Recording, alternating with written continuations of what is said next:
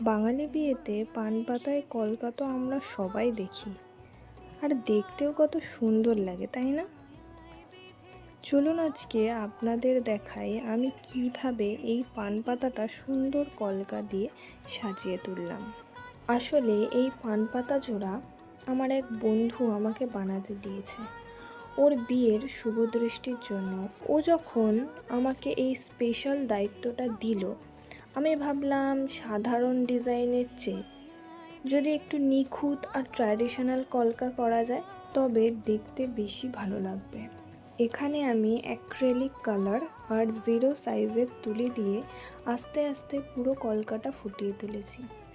বন্ধুর জীবনে এত বড় একটা সেরা আর স্পেশাল মুহূর্ততে আমার হাতের কাজের একটা ছোঁয়া থাকবে, এটা ভাবলেই কাজটা করতে আমার আরও বেশি ভালো লাগছিল।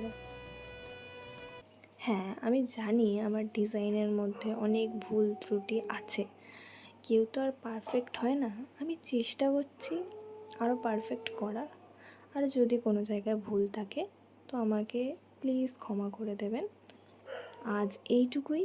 কেমন লাগলো আমার এই হাতের কাজ কমেন্ট করে জানাতে কিন্তু একদম ভুলবেন না। এইরকম আরও ভিডিও দেখতে এক্ষুনি চ্যানেলটি সাবস্ক্রাইব করে নিন।